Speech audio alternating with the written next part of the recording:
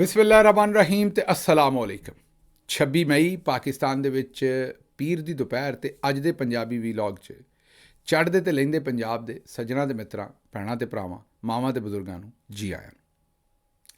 ਅੱਜ ਦੀ ਪਹਿਲੀ ਖਬਰ ਤੇ ਚਾਨਣ ਪਾਉਣ ਤੋਂ ਪਹਿਲੇ ਤੁਹਾਡੇ ਸਾਹਮਣੇ ਗੁਜ਼ਾਰਿਸ਼ ਕਰਨੀ ਹੈ ਕਿ ਅਸੀਂ ਇੱਕ ਅੰਗਰੇਜ਼ੀ ਡਾਕੂਮੈਂਟਰੀ ਵੀਲੌਗ ਕੀਤਾ ਜਿਹਦੇ ਵਿੱਚ ਕੁਝ ਅਹਿਮ ਸਵਾਲਾਂ ਦੇ ਜਵਾਬ ਲੱਭਣ ਦੀ ਕੋਸ਼ਿਸ਼ ਕੀਤੀ ਹੈ।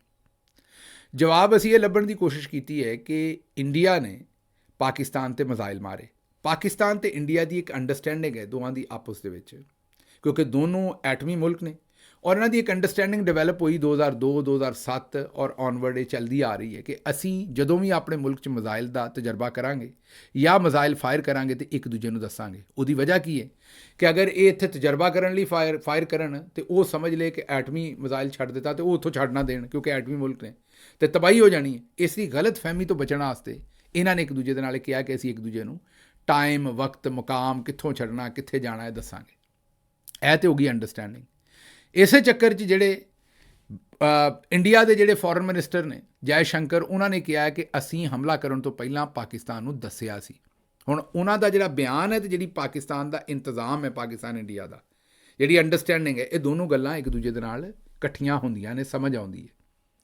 ਕਿਉਂਕਿ ਇੰਡੀਆ ਉਂਝ ਮਿਜ਼ਾਈਲ ਮਾਰੇ ਤੇ ਪਾਕਿਸਤਾਨ ਅੱਗੋਂ ਸਮਝ ਲਿਆ ਕਿ ਐਟਮੀ ਮਾਰਿਆ ਤੇ ਇਧਰੋਂ ਐਟਮੀ ਛੱਡ ਦੇਣ, ਫਿਰ ਕੀ ਬਣੇਗਾ, ਤੇ ਗੱਲ ਸਮਝ ਆਉਂਦੀ ਹੈ। ਲੇਕਿਨ ਜਦੋਂ ਇਹ ਹੀ ਸਵਾਲ DG ISPR ਦੇ ਕੋਲੋਂ ਪੁੱਛਿਆ ਤੇ ਉਹਨਾਂ ਨੇ ਇਹਦਾ ਜਵਾਬ ਨਹੀਂ ਦਿੱਤਾ। ਉਹਨਾਂ ਨੇ ਗੱਲ ਘੁਮਾ ਦਿੱਤੀ ਇੱਧਰ ਉੱਧਰ। ਉਹਨਾਂ ਨੇ ਦੱਸਿਆ ਕਿ ਸਾਨੂੰ ਦੱਸਿਆ ਸੀ ਕਿ ਨਹੀਂ। ਹੁਣ ਸਾਡੇ ਕੁਝ ਸਵਾਲ ਨੇ। ਅਗਰ ਇੰਡੀਆ ਨੇ ਦੱਸ ਕੇ ਸੁੱਟੇ ਨੇ ਤੇ ਅਸੀਂ ਉਹਨਾਂ ਨੂੰ ਵਾਪਸ, ਸਾਨੂੰ ਪਤਾ ਸੀ ਉਹ ਆ ਰਹੇ ਨੇ, ਫਿਰ ਵੀ ਅਸੀਂ ਤਬਾਹ ਨਹੀਂ ਕੀਤੇ। ਕਿਉਂ ਨਹੀਂ ਕੀਤੇ? ਕੀ ਸਾਡੇ 'ਚ ਕੈਪੇਬਿਲਿਟੀ ਨਹੀਂ? ਅਗਰ ਸਾਡੇ 'ਚ ਸੁੱਟਣ ਦੀ ਕੈਪੇਬਿਲਿਟੀ ਨਹੀਂ ਸੀ ਅੱਗੋਂ ਰੋਕਣ ਦੀ, ਤੇ ਇਹ ਤਾਂ ਹੋਰ ਵੀ ਖਤਰਨਾਕ ਕੰਮ ਹੈ। ਇੰਡੀਆ ਨੂੰ ਪਤਾ ਲੱਗ ਗਿਆ ਅਗਲੀ ਵਾਰੀ ਉਹ ਐਟਮੀ ਨਾ ਮਾਰਦਾ ਕਿਤੇ। ਔਰ ਅਗਰ ਸਾਡੇ 'ਚ ਕੈਪੇਬਿਲਿਟੀ ਹੈ ਸੀ ਤੇ ਅਸੀਂ ਫਿਰ ਵੀ ਨਹੀਂ ਸੁੱਟੇ, ਫਿਰ ਵੀ ਬੜੀ ਖਰਾਬ ਗੱਲ ਹੈ। ਕਿਉਂਕਿ ਇਹਦਾ ਮਤਲਬ ਇਹ ਹੋਇਆ ਕਿ ਫਿਰ ਜਿਹੜੇ ਥੱਲੇ ਉਹਨਾਂ ਮਿਜ਼ਾਈਲਾਂ ਦੀ ਵਜ੍ਹਾ ਤੋਂ 31-35 ਲੋਕ ਸ਼ਹੀਦ ਹੋਏ, ਉਹਨਾਂ ਦਾ ਖੂਨ ਕਿਹਦੇ ਹੱਥਾਂ 'ਤੇ ਫਿਰ ਤਲਾਸ਼ ਕਰੀਏ।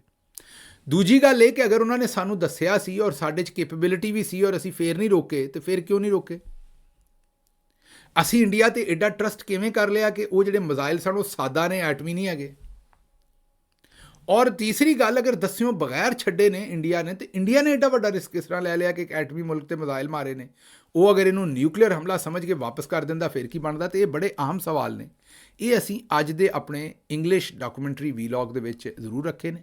ਉਹਨੂੰ ਵੇਖੋ ਵੀ ਜ਼ਰੂਰ ਤੇ ਅੱਗੇ ਆਪਣੇ ਦੋਸਤਾਂ ਨੂੰ WhatsApp 'ਤੇ ਵੀ ਭੇਜੋ। ਅਸੀਂ ਆਪਣੇ WhatsApp ਚੈਨਲ 'ਤੇ ਉਹਦਾ ਲਿੰਕ ਤੁਹਾਨੂੰ ਘੱਲਿਆ ਹੈ। ਜੇ ਹਜੇ ਤੱਕ WhatsApp ਚੈਨਲ ਨਹੀਂ ਰਜਿਸਟਰ ਕੀਤਾ ਤੇ ਉਹਦੇ 'ਤੇ ਜੁਆਇਨ ਨਹੀਂ ਕੀਤਾ ਤਾਂ ਜ਼ਰੂਰ ਕਰੋ। 1,04,000 ਬੰਦੇ ਤਕਰੀਬਨ ਉਹਦੇ 'ਤੇ ਹੈ ਨੇ ਹੁਣ। ਸਾਡੇ WhatsApp ਚੈਨਲ ਨੂੰ ਜੁਆਇਨ ਕਰੋ। ਤੇ ਅਗਰ ਤੁਹਾਨੂੰ ਉੱਥੇ ਇੰਟੀਮੇਸ਼ਨ ਨਹੀਂ ਆਉਂਦੀ ਤੇ ਉੱਤੇ ਸੱਜੇ ਹੱਥ ਘੰਟੀ ਦਾ ਬਟਨ ਹੈ, ਉਹਨੂੰ ਦੱਬੋ, ਉਹਦੇ ਉੱਤੇ ਕਾਂਟਾ ਲੱਗਾ, ਉਹ ਕਾਂਟਾ ਖਤਮ ਕਰੋਗੇ ਤੇ ਇਹਦਾ ਮਤਲਬ ਹੈ ਕਿ ਤੁਹਾਨੂੰ ਹੁਣ ਨੋਟੀਫਿਕੇਸ਼ਨ ਆਉਣਗੇ, ਇੰਟੀਮੇਟ ਕਰੇਗਾ ਜਿਸ ਵੇਲੇ ਉੱਥੇ ਤੁਹਾਨੂੰ ਕੋਈ ਵੀ ਚੀਜ਼ ਭੇਜਾਂਗੇ। ਉੱਥੇ ਵੀ ਅਸੀਂ ਲਿੰਕ ਭੇਜਿਆ ਹੋਇਆ ਤੇ ਇਸ ਵੀਲੌਗ ਦੀ ਡਿਸਕ੍ਰਿਪਸ਼ਨ 'ਚ ਵੀ ਤੇ ਕਮੈਂਟਸ 'ਚ ਵੀ ਰੱਖ ਦਿਆਂਗੇ। ਤੇ ਇਹ ਜ਼ਰੂਰ ਵੀਲੌਗ ਵੇਖੋ। ਅੱਜ ਦੀ ਸਭ ਤੋਂ ਪਹਿਲੀ ਖਬਰ ਜਿੱਤੇ ਅਸੀਂ ਚਾਨਣ ਪਾਉਣਾ ਉਹ ਇਹ ਹੈ ਕਿ ਬਾਜੀ ਦੀ ਪੂਰੀ ਪਾਰਟੀ ਜਿਹੜੀ ਹੈ ਉਹ ਮੋਦੀ ਨੂੰ ਪਾਕਿਸਤਾਨੀਆਂ ਤੋਂ ਬਿਹਤਰ ਸਮਝਦੀ ਹੈ। ਉਹ ਇਹ ਸਮਝਦੇ ਨੇ ਕਿ ਮੋਦੀ ਨੇ ਪਾਕਿਸਤਾਨ ਨੂੰ ਨੁਕਸਾਨ ਨਹੀਂ ਪਹੁੰਚਾਇਆ ਜਿਹੜਾ ਪਾਕਿਸਤਾਨ ਦੇ ਨੌਜਵਾਨਾਂ ਨੇ ਜਾਂ ਪਾਕਿਸਤਾਨ ਦੀ ਖਵਾਤੀਨ ਨੇ ਪਹੁੰਚਾਇਆ ਹੈ। ਇਹ ਬਾਜੀ ਨੇ ਤਾਂ ਕਿਹਾ ਹੀ ਸੀ। ਹੁਣ ਬੇਇਖਤਿਆਰ ਵਲੀ, ਨਾਂ ਤੇ ਉਹਨਾਂ ਦਾ ਇਖਤਿਆਰ ਵਲੀ ਹੈ ਲੇਕਿਨ ਉਹ ਵਿਚਾਰੇ ਬੇਇਖਤਿਆਰ ਨੇ। ਬੇਇਖਤਿਆਰ ਵਲੀ ਸਾਹਿਬ ਜਿਹੜੇ KP ਤੋਂ ਇਹਨਾਂ ਦੇ ਇੱਕ ਰਿਪਰੈਜ਼ੈਂਟੇਟਿਵ ਨੇ, ਉਹਨਾਂ ਨੇ ਟੈਲੀਵਿਜ਼ਨ 'ਤੇ ਕਿਹਾ ਹੈ ਕਿ ਮਰੀਮ ਨਵਾਜ਼ ਨੇ ਮੋਦੀ ਦਾ ਦਿਫਾ ਨਹੀਂ ਕੀਤਾ ਜਿਸ ਵੇਲੇ ਉਹਨੇ ਇਹ ਕਿਹਾ ਹੈ ਕਿ 9 ਮਈ ਜਿਹੜੀ ਉਹ ਜ਼ਿਆਦਾ ਖਤਰਨਾਕ ਸੀ, 7 ਮਈ ਘੱਟ ਖਤਰਨਾਕ ਸੀ। ਇੰਡੀਆ ਦੇ ਮਿਜ਼ਾਈਲਾਂ ਨੇ ਉਹ ਕੰਮ ਨਹੀਂ ਕੀਤਾ ਜੋ 9 ਮਈ ਨੇ ਕਰ ਦਿੱਤਾ। ਹਾਲਾਂਕਿ ਇੰਡੀਆ ਨੇ ਕੋਈ 100 ਪਾਕਿਸਤਾਨੀ ਸ਼ਹੀਦ ਕਰ ਦਿੱਤੇ ਔਰ ਸਾਡਾ ਵੀ ਔਰ ਆਪਣਾ ਵੀ ਅਰਬਾਂ ਡਾਲਰਾਂ ਦਾ ਨੁਕਸਾਨ ਕੀਤਾ। ਔਰ 9 ਮਈ ਵਾਲੇ ਦਿਨ ਜਿਹੜਾ ਉਹ ਪਾਕਿਸਤਾਨ ਤਹਿਰੀਕ-ਏ ਇਨਸਾਫ ਦੇ ਤੇ 25 ਲੋਕਾਂ ਨੂੰ ਸ਼ਹੀਦ ਕੀਤਾ ਗਿਆ। ਦੂਸਰੇ ਪਾਸਿਓਂ ਕਿਸੇ ਇੱਕ ਬੰਦੇ ਨੂੰ ਸੱਟ ਵੀ ਨਹੀਂ ਲੱਗੀ। ਤੇ ਤੁਸੀਂ ਇੱਥੋਂ ਆਪ ਹਿਸਾਬ ਲਾ ਲਓ ਕਿ ਉਹ ਕਿੱਡਾ ਵੱਡਾ ਜਾਲੀ ਪੂਰੇ ਦਾ ਪੂਰਾ ਆਪਰੇਸ਼ਨ ਜਿਹੜਾ ਉਹ ਕੀਤਾ ਗਿਆ ਸੀ ਤਹਿਰੀਕ-ਏ ਇਨਸਾਫ ਦੇ ਖਿਲਾਫ। ਲੇਕਿਨ ਉਹ ਕਹਿੰਦੇ ਨੇ ਕਿ PTI ਜਿਹੜੀ ਉਹ ਜ਼ਿਆਦਾ ਖਤਰਨਾਕ ਹੈ ਹਿੰਦੁਸਤਾਨ ਤੋਂ ਵੀ, ਕਿਉਂਕਿ PTI ਨੇ ਅਤੇ ਪਾਕਿਸਤਾਨ ਦੇ GHQ ਤੱਕ ਪਹੁੰਚ ਗਈ ਸੀ ਫੌਜ ਦੇ। ਇੰਡੀਆ ਜਿਹੜਾ ਉਹ GHQ ਤੱਕ ਤੇ ਨਹੀਂ ਪਹੁੰਚਿਆ। ਅੱਛਾ ਜੀ, ਮੰਨ ਲੈਂਦੇ ਗੱਲ GHQ ਤੱਕ ਨਹੀਂ ਪਹੁੰਚਿਆ ਤੇ ਮੈਨੂੰ ਦੱਸੋ ਜਿਹੜਾ ਇੰਡੀਆ ਨੇ ਮਿਜ਼ਾਈਲ ਮਾਰਿਆ ਹੈ ਸਾਡੀਆਂ 에ਅਰ ਬੇਸਾਂ 'ਤੇ ਉਹ GHQ ਨਹੀਂ ਹੈ। GHQ ਸਿਰਫ ਇੱਕ ਬਿਲਡਿੰਗ ਦਾ ਨਾਂ ਹੈ। GHQ ਜ਼ਾਹਿਰ ਹੈ ਮਿਲਟਰੀ ਦਾ ਹੈੱਡਕੁਆਟਰ ਹੈ, ਲੇਕਿਨ ਕੀ ਜਿਹੜੀ 에ਅਰਬੇਸ ਦੇ ਉੱਤੇ ਉਹਨਾਂ ਨੇ ਮਿਜ਼ਾਈਲ ਮਾਰੇ ਨੇ, ਜਾਂ ਉਹਨਾਂ ਨੇ ਸਾਡਾ ਰਹੀਮ ਯਾਰ ਖਾਨ ਦਾ ਪੂਰਾ 에ਅਰਪੋਰਟ ਜਿਹੜਾ ਤਬਾਹੀ ਫੇਰ ਦਿੱਤੀ ਹੈ, ਜਾਂ ਉਹਨਾਂ ਨੇ ਦੂਸਰੀਆਂ ਜਿਹੜੀਆਂ 에ਅਰਬੇਸਿਸ ਨੇ ਬੁਲਾਰੀ ਔਰ ਦੂਸਰੀ 에ਅਰਬੇਸਿਸ ਜਿੱਥੇ ਸ਼ਹਾਦਤਾਂ ਵੀ ਹੋਈਆਂ ਨੇ, ਉਹਦੇ ਨਾਲੋਂ ਜੇ ਕਿਤੇ ਕੋਈ ਦੋ ਪੱਥਰ ਮਾਰ ਛੱਡੇ ਨੇ, ਬਾਕੀ ਤੇ ਜੋ ਜਲਾਓ ਸਾਰਾ ਕੁਝ ਕੀਤਾ ਉਹ ਸਾਰਿਆਂ ਨੂੰ ਪਤਾ ਕਿਹਨੇ ਕੀਤਾ, ਉਹ ਤੇ ਆਪੇ ਕੀਤਾ ਗਿਆ ਸੀ ਅੰਦਰੋਂ। ਉਹ ਤੇ ਪਾਕਿਸਤਾਨ ਤਹਿਰੀਕ ਇਨਸਾਫ ਨੂੰ ਫਸਾਉਣ ਵਾਸਤੇ ਸਾਰਾ ਕੰਮ ਸੀ। ਤੇ ਇਹ ਇੰਡੀਆ ਹਜੇ ਵੀ ਐਡਾ ਚੰਗਾ ਹੈ, ਤੁਸੀਂ ਇੱਥੋਂ ਆਪ ਹਿਸਾਬ ਲਾ ਲਓ ਕਿ ਇਹਨਾਂ ਦਾ ਜਿਹੜਾ ਇੰਡੀਆ ਦੇ ਨਾਲ ਮੁਹੱਬਤ ਹੈ, ਪਿਆਰ ਹੈ, ਉਹ ਕਿੱਡੀ ਜ਼ਿਆਦਾ ਹੈ। ਅੱਛਾ ਜੀ, ਅਗਲੀ ਖਬਰ ਤੁਹਾਡੇ ਸਾਹਮਣੇ ਇੱਕ ਬੜੀ ਹੀ ਦਲੇਰ ਔਰ ਹੀਰੋਇਕ ਖਾਤੂਨ ਦੀ ਰੱਖਣੀ ਹੈ। ਇੱਕ ਡਾਕਟਰ ਹੈ, ਇਸਰਾਈਲੀ ਹਮਲੇ 'ਚ ਇਹ ਜਿਹੜੀ ਖਾਤੂਨ ਡਾਕਟਰ ਅਲਲ ਅੰਜਾਰ ਇਹਨਾਂ ਦਾ ਨਾਂ ਹੈ, ਮੈਂ ਹੋ ਸਕਦਾ ਨਾਂ ਗਲਤ ਪ੍ਰੋਨਾਊਂਸ ਕਰ ਰਿਹਾ ਹਾਂ, ਮੇਰੀ ਮਾਜ਼ਰਤ ਉਸ 'ਤੇ। ਇਹਨਾਂ ਦੇ 10 ਬੱਚੇ ਨੇ, ਜਿਨ੍ਹਾਂ ਦੇ ਵਿੱਚੋਂ 9 ਸ਼ਹੀਦ ਹੋ ਚੁੱਕੇ ਨੇ। 2 ਬੱਚੇ ਇਸ ਵੇਲੇ ਵੀ ਮਲਬੇ ਦੇ ਥੱਲੇ ਦੱਬੇ ਨੇ। ਇਹ ਗਜ਼ਾ ਦੇ ਵਿੱਚ ਡਾਕਟਰ ਨੇ, ਸ਼ੌਹਰ ਔਰ 11 ਸਾਲਾ ਬੇਟਾ ਜ਼ਖਮੀ ਹੈ। ਸ਼ਾਇਦ ਇਹ ਇੱਕੋ ਹੀ ਬੱਚਾ ਬਚਿਆ ਮੇਰੇ ਖਿਆਲ 10 ਦੇ ਵਿੱਚੋਂ, ਉਹ ਵੀ ਜ਼ਖਮੀ ਹੈ। ਤੇ ਬੱਚਿਆਂ ਦੀ ਜਿਨ੍ਹਾਂ ਦੀਆਂ ਸ਼ਹਾਦਤਾਂ ਹੋਈਆਂ ਨੇ 7 ਮਹੀਨੇ ਤੋਂ ਲੈ ਕੇ 12 ਸਾਲ ਤੱਕ ਉਹਨਾਂ ਦੀਆਂ ਉਮਰਾਂ ਸਨ, ਜਿਨ੍ਹਾਂ ਨੂੰ ਸ਼ਹੀਦ ਕਰ ਦਿੱਤਾ ਗਿਆ ਹੈ। ਇਹ ਹੋ ਰਿਹਾ ਜੇ ਗਜ਼ਾ ਦੇ ਵਿੱਚ।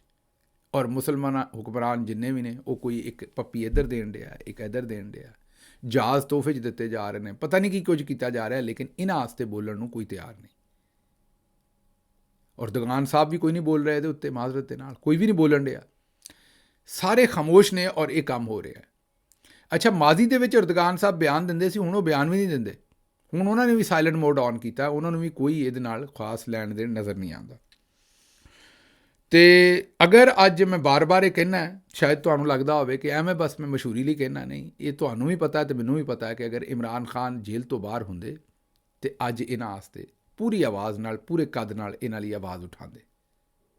ਇਹ ਜਿਹੜੇ ਮਾਸੂਮ ਨੇ, ਇਹਨਾਂ ਲਈ ਸਾਨੂੰ ਆਵਾਜ਼ ਉਠਾਉਣੀ ਚਾਹੀਦੀ ਹੈ। ਜੋ ਵੀ ਇਹਨਾਂ ਦੀ ਮਦਦ ਲਈ ਕਰ ਸਕਦੇ ਹਾਂ, ਆਪਣੀ ਮਤਲਬ ਕੋਈ ਚੰਦਾ ਦੇ ਸਕਦੇ ਹਾਂ, ਇਹ ਜਿਹੜੀ ਖੁਰਾਕ ਦੇ ਸਕਦੇ, ਜਿਹੜੇ ਲੋਕ ਮਾਸੂਮ ਬੱਚੇ ਨੇ, ਮਾਸੂਮ ਲੋਕ ਨੇ, ਇਹਨਾਂ ਵਾਸਤੇ ਇਹ ਸਾਨੂੰ ਹੀਲਾ ਕਰਨਾ ਚਾਹੀਦਾ ਜ਼ਰੂਰ। ਅੱਛਾ ਜੀ, ਅਗਲੀ ਖਬਰ ਜਿਹੜੀ ਤੁਹਾਡੇ ਸਾਹਮਣੇ ਰੱਖਣੀ ਹੈ, ਉਹ ਰੱਖਦੇ ਹਾਂ ਕਿ ਸਾਡੇ ਜਿਹੜੇ ਚਾਚਾ ਨਿੱਕਾ, ਉਹ 4 ਮੁਲਕਾਂ ਦੇ ਦੌਰੇ 'ਤੇ ਚਲੇ ਗਏ ਨੇ ਜੀ। ਇੱਕ ਪਾਸੇ ਇੰਡੀਆ ਪੂਰੀ ਦੁਨੀਆ ਦੇ ਵਿੱਚ ਆਪਣੇ ਵਫਦ ਭੇਜ ਰਿਹਾ, ਪਾਣੀ ਉਹਨਾਂ ਸਾਡਾ ਡੱਕ ਛੱਡਿਆ। DG ISPR ਸਾਹਿਬ ਕਹਿੰਦੇ ਸਨ ਵੀ ਜੇ ਸਾਡਾ ਪਾਣੀ ਡੱਕਿਆ ਤਾਂ ਅਸੀਂ ਤੁਹਾਡਾ ਸਾਹ ਬੰਦ ਕਰ ਦਿਆਂਗੇ। ਪਾਣੀ ਤਾਂ ਉਹਨਾਂ ਨੇ ਸਾਡਾ ਡੱਕ ਦਿੱਤਾ ਹੈ। ਹੁਣ ਵੀਡੀਓਜ਼ ਆ ਗਈਆਂ ਨੇ ਜਿੱਥੇ ਨਜ਼ਰ ਆ ਰਿਹਾ ਕਿ ਹੁਣ ਚਨਾਬ ਜਿਹੜਾ ਉਹ ਤਕਰੀਬਨ ਖੁਸ਼ਕ ਹੋ ਗਿਆ, ਪਾਣੀ ਉਹਨਾਂ ਨੇ ਸਾਡਾ ਡੱਕ ਦਿੱਤਾ।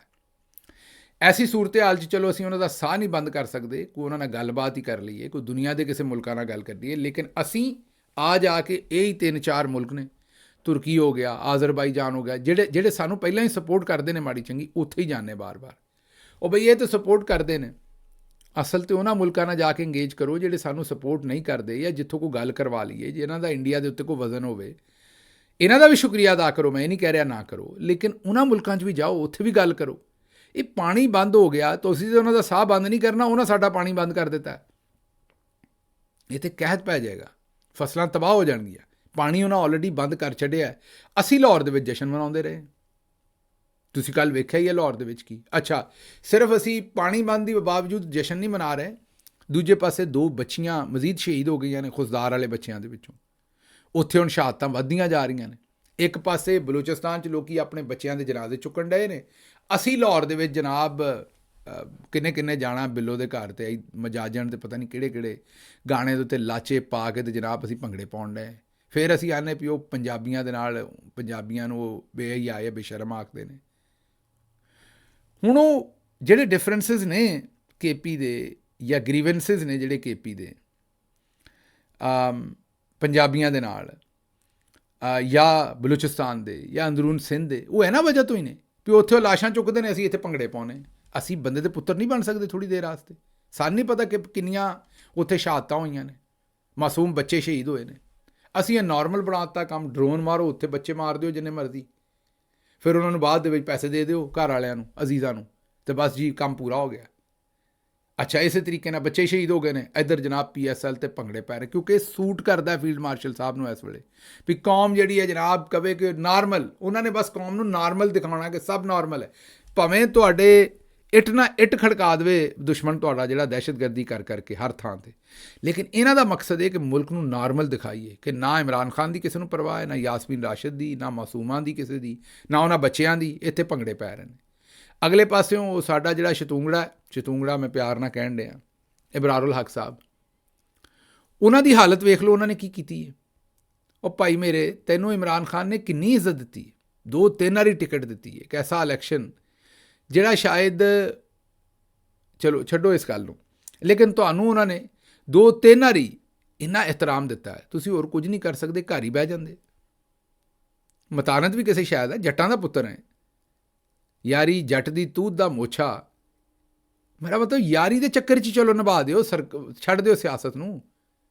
ਚਲੋ ਅਗਰ ਬਹੁਤਾ ਪੰਧ ਪੈ ਗਿਆ, ਨਹੀਂ ਚੁੱਕ ਸਕਦੇ ਤੁਸੀਂ, ਬਹੁਤਾ ਭਾਰ ਨਹੀਂ ਚੁੱਕ ਸਕਦੇ ਮੋਢਿਆਂ 'ਤੇ, ਘਰ ਹੀ ਬਹਿ ਜਾਓ ਥੋੜ੍ਹੀ ਦੇਰ ਵਾਸਤੇ, ਕੀ ਫਰਕ ਪੈ ਜਾਣਾ। ਲੇਕਿਨ ਉਹਨਾਂ ਜਨਾਬ ਨੱਚ ਧਰਤੀ ਹਲਾਈ ਸੀ ਕੱਲ੍ਹ ਉੱਥੇ। ਅਤੇ ਉਸ ਤੋਂ ਬਾਅਦ ਪੰਜਾਬੀਆਂ ਨੂੰ ਗਿਲਾ ਹੈ ਜੀ ਕਿ ਸਾਨੂੰ ਉੱਥੇ ਨਾਪਸੰਦ ਕਰਦੇ ਨੇ। ਮੈਂ ਇਹ ਗੱਲਾਂ ਇਸ ਲਈ ਕਰ ਸਕਦਾ ਕਿ ਮੈਂ ਇੱਕ ਆਪ ਪੰਜਾਬੀ ਹਾਂ। ਕੋਈ ਪਠਾਨ ਕਰੇਗਾ, ਬਲੋਚ ਕਰੇਗਾ, ਸਿੰਧੀ ਕਹੇਗਾ ਅਤੇ ਫਿਰ ਕਹੋਗੇ ਰੇਸਿਜ਼ਮ ਹੋ ਰਿਹਾ। ਮੈਂ ਗੱਲਾਂ ਇਸ ਲਈ ਕਰ ਸਕਦਾ ਕਿ ਮੈਂ ਖੁਦ ਪੰਜਾਬੀ ਹਾਂ ਅਤੇ ਸ਼ਾਇਦ ਇਹ ਮੇਰੇ ਕੋਲ ਇੱਕ ਫੈਸਿਲਿਟੀ ਹੈ ਗੱਲ ਕਰਨ ਦੀ। ਇਹ ਸਾਨੂੰ ਕੀ ਸੋਚਣਾ ਨਹੀਂ ਚਾਹੀਦਾ ਕਿ ਉਸ ਪਾਸੇ ਲਾਸ਼ਾਂ ਚੁੱਕੀਆਂ ਜਾ ਰਹੀਆਂ ਅਤੇ ਇੱਥੇ ਜਸ਼ਨ ਹੋ ਰਹੇ ਨੇ। ਲੇਕਿਨ ਕਿਉਂਕਿ ਸਾਨੂੰ ਸੂਟ ਕਰਦਾ, ਤਾਂ ਬਹਰਹਾਲ ਇੰਡੀਆ ਵਾਲੇ ਜਿਹੜੇ ਨੇ ਜਨਾਬ ਉਹ ਭੇਜੇ ਨੇ, ਉਹਨਾਂ ਨੇ ਵਫਦ ਆਪਣਾ ਭੇਜਿਆ ਪੂਰੀ ਦੁਨੀਆ 'ਚ, ਮੁਲਾਕਾਤਾਂ ਕਰ ਰਹੇ ਨੇ। ਸਾਨੂੰ ਵੀ ਭੇਜਣੇ ਚਾਹੀਦੇ ਨੇ ਵਫਦ, ਲੇਕਿਨ ਬੰਦੇ ਦੇ ਪੁੱਤਰਾਂ ਦੇ। ਇਹੋ ਜਿਹੇ ਨਹੀਂ ਭੇਜਣੇ ਚਾਹੀਦੇ ਬੰਦੇ ਜਿਹੜੇ ਉੱਥੇ ਗੱਲ ਹੀ ਨਾ ਕਰ ਸਕਣ। ਜਿਹੜੇ ਗੱਲ ਕਰ ਸਕਦੇ ਨੇ, ਮੁਸ਼ਾਹਿਦ ਹੁਸੈਨ ਸੈਯਦ, ਨਜਮ ਸੇਠੀ ਵਰਗੇ ਬੰਦੇ ਨੂੰ ਰੱਖੋ। ਭਾਵੇਂ ਸਾਫੀ ਹੈ, ਜਿਹੜਾ ਸਾਫੀ ਮਸਲਨ ਨਸੀਮ ਜ਼ਾਰਾ ਨੂੰ ਰੱਖੋ ਉਸ ਵਫਦ ਦੇ ਵਿੱਚ। ਇਹ ਮੁਲਕੀ ਆਪਣਾ ਆਰਫਾ ਨੂਰ ਨੂੰ ਰੱਖੋ। ਮਤਲਬ ਜਿਹੜੇ ਸਾਫੀ, ਜਿਹੜੇ ਇਹ ਜਾ ਕੇ ਉੱਥੇ ਗੱਲਬਾਤ ਕਰ ਸਕਦੇ ਨੇ। ਚਲੋ ਅਗਰ ਤੁਹਾਡੇ ਕੋਲ ਸਾਰੇ ਪੋਲੀਟੀਸ਼ੀਅਨਸ ਦੇ ਵਿੱਚ ਕੋਈ ਬਹੁਤ ਤਗੜੇ, ਬੇਗਮ ਆਬਦਾ ਹੁਸੈਨ ਹੈ, ਅਗਰ ਉਹ ਟਰੈਵਲ ਕਰ ਸਕਦੇ ਨੇ, ਉਹਨਾਂ ਨੂੰ ਆਪਣੇ ਸ਼ਮਸ਼ਾਦ ਅਹਿਮਦ ਸਾਹਿਬ ਨੇ ਜਾਂ ਹੋਰ ਫੋਰਨ ਸੈਕਟਰੀ ਸਾਡੇ ਪੁਰਾਣੇ ਨੇ, ਉਹਨਾਂ ਨੂੰ ਇੱਕ ਅੱਧੇ ਨੂੰ ਹਰ ਵਫਦ ਦੇ ਵਿੱਚ ਇੱਕ ਅੱਧਾ ਬਿਊਰੋਕਰੇਟ ਰੱਖੋ ਫੋਰਨ ਆਫਿਸ ਦਾ। ਔਰ ਇਹਨਾਂ ਨੂੰ ਇਕੱਠੇ 4-4 5-5 ਦੇ ਬਣਾ ਕੇ ਘੱਲੋ ਪੂਰੀ ਦੁਨੀਆ ਦੇ ਵਿੱਚ, ਲੋਕਾਂ ਨਾਲ ਇੰਗੇਜ ਕਰਨ, ਲੋਕਾਂ ਨੂੰ ਦੱਸਣ ਆਪਣੀ ਸਾਈਡ ਆਫ ਸਟੋਰੀ। ਲੇਕਿਨ ਅਸੀਂ, ਸਾਡੇ ਡੀ ਸਾਹਿਬ ਜਨਾਬ ਇੱਕ ਯੂਨੀਵਰਸਿਟੀ ਤੋਂ ਨਿਕਲਦੇ ਨੇ ਦੂਸਰੀ 'ਚੋਂ ਨਿਕਲਦੇ ਨੇ ਤੀਸਰੀ, ਸਾਨੂੰ ਬਸ ਵਕਤ ਪਿਆ ਵੀ ਅਸੀਂ ਆਪਣਾ ਘਰ ਪੂਰਾ ਕਰ ਲਈਏ। ਅਸੀਂ ਇੱਥੇ ਲੋਕਾਂ ਨੂੰ ਚੂਨਾ ਲਾ ਲਈਏ, ਕੱਥਾ ਵੀ ਲਾ ਲਈਏ ਅਤੇ ਚੂਨਾ ਵੀ ਲਾ ਲਈਏ। ਇੱਥੇ ਲੋਕਾਂ ਨੂੰ ਦੱਸੀਏ ਵੀ ਵੇਖੋ ਲੋਕੀ ਸਾਡੇ ਨਾਲ ਨੇ, ਇਮਰਾਨ ਖਾਨ ਨਾਲ ਨਹੀਂ। ਜੱਫੀਆਂ ਪੈਣ ਦੀਆਂ ਤਸਵੀਰਾਂ ਉੱਤੇ, ਬਾਜੀ ਜਿਹੜੀ ਜਾ ਕੇ ਉਹ ਯੂਨੀਵਰਸਿਟੀਆਂ ਜੱਫੀਆਂ ਪਾਈ ਆਉਂਦੀ ਹੈ ਕੁੜੀਆਂ ਦੇ ਨਾਲ, ਅਤੇ ਡੀ ਸਾਹਿਬ ਜਾ ਕੇ ਮੁੰਡਿਆਂ ਨਾਲ ਜੱਫੀਆਂ ਪਾਈ ਜਾਂਦੇ ਨੇ। ਸਕ੍ਰਿਪਟ ਇੱਕੋ ਹੀ ਹੈ, ਐਕਟਰ ਇਹ ਅਲੱਗ-ਅਲੱਗ ਨੇ। ਇਹਨਾਂ ਨੂੰ ਇੱਥੇ ਲੋਕਾਂ ਨੂੰ ਕਿਵੇਂ ਅਸੀਂ ਆਪਣੇ ਵੱਲ ਨੂੰ ਖਿੱਚ ਲਈਏ, ਇੰਨਾ ਹੀ ਕੰਮ ਹੈ, ਇੰਨੀ ਗੱਲ ਹੈ। ਇਹਨਾਂ ਨੂੰ ਇਸ ਗੱਲ ਨਾਲ ਕੋਈ ਲੈਣ ਦੇਣ ਨਹੀਂ। ਪਾਣੀ ਇੰਡੀਆ ਨੇ ਬੰਦ ਕਰ ਛੱਡਿਆ, ਬੱਚਿਆਂ ਦੀਆਂ ਲਾਸ਼ਾਂ ਚੁੱਕਣ ਡਏ, ਇੱਥੇ ਧਮਾਲਾਂ ਪਾਈਆਂ ਨੇ ਲਾਚੇ ਪਾ ਕੇ ਜਨਾਬ। ਉਹ ਕੱਲ੍ਹ ਹੁਸਨ ਦੀ ਕਲਾਸ਼ਨਕੋਫ ਚੱਲਣ ਡਿਆ ਸੀ ਕੰਮ, ਅੱਜ ਜਨਾਬ ਅਬਰਾਰੁਲ ਹਕ ਸਾਹਿਬ ਨੇ ਅਤੇ ਦੂਜਿਆਂ ਨੇ ਜਿਹੜਾ ਉਹ ਆਪਣਾ ਫਾਂਡਾ ਫੇਰਿਆ ਹੋਇਆ। ਮੈਂ ਯਕੀਨ ਕਰੋ, ਮੈਨੂੰ ਬੜੀ ਹੈਰਾਨੀ ਹੋਈ ਜਿਸ ਵੇਲੇ ਮੈਂ ਅਬਰਾਰੁਲ ਹਕ ਸਾਹਿਬ ਨੂੰ, ਉਹ ਚੱਲ ਭਾਈ ਤੂੰ ਚਲਾ ਹੀ ਗਿਆ ਸੀ, ਗਾਉਣ ਹੀ ਗਾ ਲੈਂਦਾ, ਐਡਾ ਚਾਹ ਤੈਨੂੰ, ਜਿਹਨੂੰ ਲੀਡਰ ਕਹਿੰਦੇ ਉਹਦਾ ਮੁਕੱਦਮਾ ਨਹੀਂ ਸੁਣਿਆ ਜਾ ਰਿਹਾ। ਉਹ ਜਿਹੜੇ ਆਪਣੇ ਜੱਜ ਸਾਹਿਬ ਨੇ ਜਿਨ੍ਹਾਂ ਨੂੰ ਲੈ ਕੇ ਆਏ ਡੋਗਰ ਸਾਹਿਬ, ਹਾਲਾਂਕਿ ਡੋਗਰ ਚੰਗੇ ਬੰਦੇ ਹੁੰਦੇ ਨੇ, ਪਰ ਇਹ ਡੋਗਰ ਸਾਹਿਬ, ਸਰਫਰਾਜ਼ ਡੋਗਰ ਸਾਹਿਬ ਪਤਾ ਨਹੀਂ ਕਿਹੜੇ ਡੋਗਰਾਂ 'ਚੋਂ ਨੇ, ਆਪਣੀ ਕੀਤੀ ਗੱਲ 'ਤੇ ਵੀ ਨਹੀਂ ਖਲੋਂਦੇ। ਪਿਛਲੇ ਹਫ਼ਤੇ ਚੇਤੇ ਕਰੋ ਜੇ, ਇਸ ਵੇਲੇ MPA ਔਰ MNA ਸਾਰੇ ਉੱਥੇ ਗਏ, ਅਲੀਮਾ ਖਾਨਮ ਸਾਹਿਬਾ ਵੀ ਗਈਆਂ ਔਰ ਉੱਥੇ ਇਹਤਜਾਜ ਕੀਤਾ, ਅਤੇ ਇਹਨਾਂ ਨੇ ਬੈਰਿਸਟਰ ਸਲਮਾਨ ਅਕਰਮ ਰਾਜਾ, ਇਹਨਾਂ ਨੇ ਸੈਨੇਟਰ ਅਲੀ ਜ਼ਫਰ ਔਰ ਬੈਰਿਸਟਰ ਗੌਹਰ ਨਾਲ ਵਾਅਦਾ ਕੀਤਾ ਕਿ ਮੈਂ ਸੁਣਾਂਗਾ ਮੁਕੱਦਮਾ। ਲਿਸਟ ਕਰਦੇ ਨੇ, ਫਿਰ ਡੀਲਿਸਟ ਕਰ ਦਿੰਦੇ ਨੇ। ਹੁਣ 2 ਦਿਨ ਬਾਅਦ ਛੁੱਟੀਆਂ ਹੋ ਜਾਣੀਆਂ, ਅਦਾਲਤਾਂ ਬੰਦ ਅਗਲੇ 3 ਮਹੀਨੇ।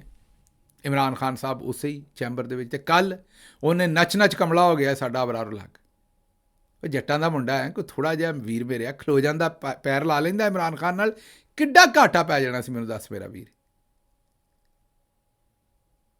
ਹੱਦ ਹੈ। ਮੇਰੀ ਸਮਝ ਤੋਂ ਬਾਹਰ ਹੈ ਵੀ ਅਸੀਂ ਇਹ ਸੁਣਿਆ ਸੀ ਕਿ ਖੂਨ ਸਫੇਦ ਹੋ ਗਏ ਨੇ, ਲੇਕਿਨ ਇੰਜ ਨਹੀਂ ਸੁਣਿਆ ਲੋਕੀ ਆਪਣੀ ਇੱਜ਼ਤ ਨੂੰ ਵੀ ਖੜੇ ਹੁੰਦੇ ਨੇ। ਚਲੋ ਛੱਡੋ ਦੂਜੇ ਨਾਲ ਪਿਆਰ ਮੁਹੱਬਤ, ਦੂਜੇ ਨਾਲ ਚਲੋ ਰਹਿਣ ਦਿਓ, ਆਪਣੀ ਵੀ ਤਾਂ ਕਣਕ ਹੈ ਨਾ, ਆਪਣੇ ਆਪ ਨੂੰ ਵੀ ਤਾਂ ਜਵਾਬ ਦੇਣਾ ਹੈ ਨਾ, ਆਪ ਵੀ ਤਾਂ ਸੁਸਾਇਟੀ 'ਚ ਖਲੋਣਾ ਹੈ। ਅਤੇ ਬਹਰਹਾਲ ਮੇਰੀ ਸਮਝ ਤੋਂ ਬਾਹਰ ਹੈ ਜੋ ਕੁਝ ਹੁੰਦਾ, ਲੇਕਿਨ ਅੱਗੇ ਚੱਲਦੇ ਜੀ। ਹੁਣ ਅਗਲੀ ਖਬਰ ਤੁਹਾਡੇ ਸਾਹਮਣੇ ਇੰਗਲੈਂਡ ਤੋਂ ਰੱਖਣੀ। ਉੱਥੇ ਮਾਹਿਰਾ ਖਾਨ ਸਾਹਿਬਾ ਜਿਹੜੀਆਂ, ਉਹਨਾਂ ਦੇ ਨਾਲ ਕੱਲ੍ਹ ਬੜਾ ਧੱਕਾ ਹੋਇਆ। ਅੱਛਾ, ਇਹ ਧੱਕਾ ਜਿਹੜਾ ਉਹ ਇੰਗਲੈਂਡ ਦੇ ਵਿੱਚ ਹੋਇਆ, ਮੇਰੇ ਖਿਆਲ ਕੋਈ ਆਪਣੀ ਫਿਲਮ ਦੀ ਸ਼ੂਟਿੰਗ ਵੂਟਿੰਗ 'ਤੇ ਉੱਥੇ ਗਈਆਂ ਸਨ। ਲੇਕਿਨ ਇਹਦੇ 'ਚੋਂ ਸਿਰਫ ਮੈਂ ਜਿਹੜੀ ਗੱਲ ਕੱਢਣਾ ਚਾਹੁੰਦਾ ਇਹ ਵੀ ਜਦੋਂ ਕੋਈ ਵੀ ਬੰਦਾ ਜਿਹੜਾ ਤੁਹਾਨੂੰ ਚੰਗਾ ਲੱਗਦਾ ਹੈ, ਉਹ ਮਠਿਆਈ ਥੋੜ੍ਹੀ ਹੁੰਦਾ, ਉਹਨੂੰ ਖਾਣਾ ਥੋੜ੍ਹੀ ਹੁੰਦਾ। ਇਹ ਇੰਗਲੈਂਡ ਦੇ ਵਿੱਚ ਮੇਰੇ ਨਾਲ ਵੀ 2-3 ਵਾਰੀ ਇਹ ਕੰਮ ਹੋਇਆ। ਇੱਕ ਵਾਰੀ ਤਾਂ ਸੱਟ ਲੱਗ ਗਈ ਸੀ, ਚੇਤੇ ਕਰੋ ਤੁਸੀਂ, ਮੈਂ ਜ਼ਖਮੀ ਹੋ ਗਿਆ ਸਾਂ। ਉਹ ਮਕਸਦ ਇਹ ਕਿ ਸਾਰੇ ਪਿਆਰ ਕਰਨ ਵਾਲੇ ਹੀ ਹੁੰਦੇ ਨੇ ਦੋਸਤ ਸਾਰੇ, ਜਿਹੜੇ ਕੋਈ ਤਸਵੀਰ ਲੈਣਾ ਚਾਹੁੰਦਾ, ਕੋਈ ਗੱਲ ਕਰਨਾ ਚਾਹੁੰਦਾ, ਜ਼ਿਆਦਾ ਤਸਵੀਰ ਦਾ ਰੌਲਾ ਹੁੰਦਾ। ਲੇਕਿਨ ਉਹ ਉਸ ਵੇਲੇ ਐਸੀ ਸਾਈਕੀ ਡਿਵੈਲਪ ਹੁੰਦੀ ਹੈ ਕਿ ਫਿਰ ਧੱਕੇ ਮਾਰਦੇ ਨੇ, ਧੱਕੇ ਇੱਕ ਦੂਸਰੇ ਨੂੰ ਮਾਰਦੇ ਨੇ ਪਹੁੰਚਣ ਲਈ, ਫਿਰ ਵਿੱਚ ਤੁਹਾਨੂੰ ਵੀ ਮਾਰਨਾ ਸ਼ੁਰੂ ਕਰ ਦਿੰਦੇ ਨੇ। ਮਤਲਬ ਇੱਕ ਵਾਰੀ ਜਨਾਬ ਜਿਵੇਂ ਰੂਮ ਪਿੰਜੀ ਦਾ ਹੈ ਨਾ, ਬੰਦੇ ਨੂੰ ਪਿੰਜ ਕੇ ਰੱਖ ਦਿੰਦੇ ਨੇ।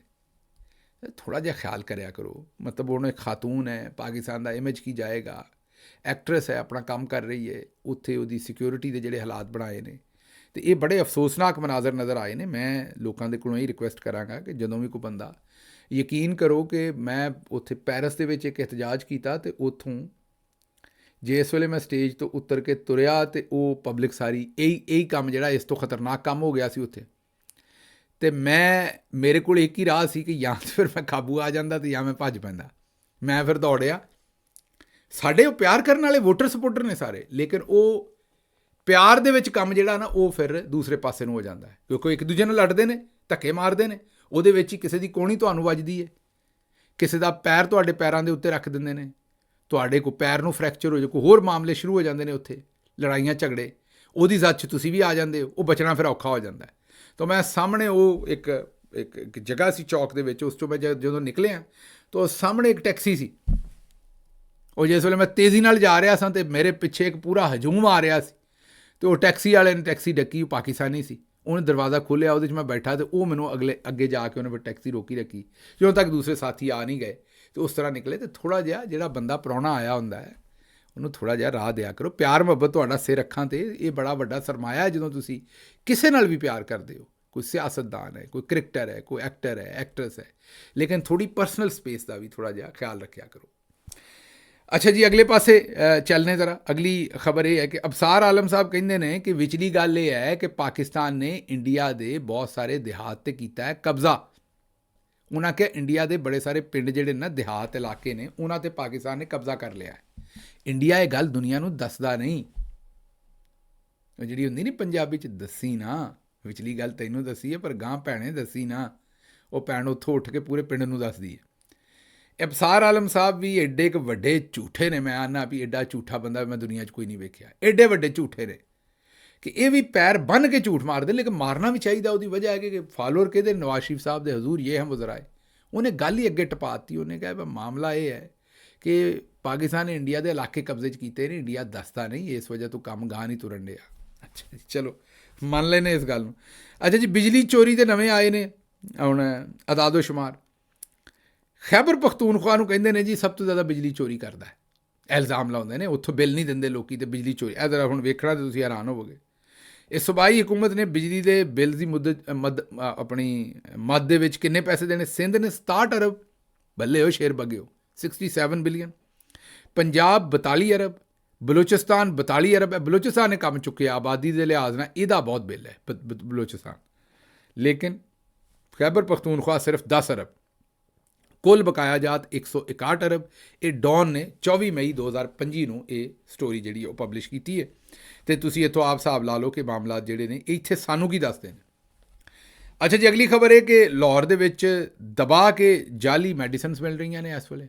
ਇੱਥੇ ਹੀ ਬਣਦੀਆਂ ਨੇ, ਕੋਈ ਸ਼ਦਰੇ ਬਣਦੀ ਹੈ ਅਤੇ ਕੋਈ ਕਿਤੇ ਬਣਦੀ ਹੈ, ਅਤੇ ਉਹਨਾਂ ਦੇ ਉੱਤੇ ਜਿਹੜੇ ਬਾਹਰ ਦੀਆਂ ਕੰਪਨੀਆਂ ਦੇ ਲੇਬਲ ਲਾ ਕੇ ਅਤੇ ਜ਼ਰਾ ਧਿਆਨ ਨਾਲ ਦਵਾਈ ਲਿਆ ਕਰੋ। ਜਿਹੜੀ ਵੀ ਦੁਕਾਨ ਤੋਂ, ਮੈਡੀਕਲ ਸਟੋਰ ਤੋਂ, ਮਤਲਬ ਜਿੱਥੋਂ ਵੀ ਲੈਂਦੇ ਜੇ, ਉਹ ਧਿਆਨ ਨਾਲ ਮੈਡੀਸਨ ਲਵੋ, ਕਿਉਂਕਿ ਇਸ ਵੇਲੇ ਹਰ ਪਾਸੇ ਇਹ ਦੁਨੀਆ ਨਿਊਜ਼ ਨੇ ਇਹਨੂੰ ਰਿਪੋਰਟ ਕੀਤਾ ਕਿ ਹਰ ਪਾਸੇ ਜਿਹੜਾ ਉਹ ਜਾਲੀ ਜਿਹੜੀ ਹੈ ਉਹ ਦਵਾਈਆਂ ਵਿਕ ਰਹੀਆਂ ਨੇ।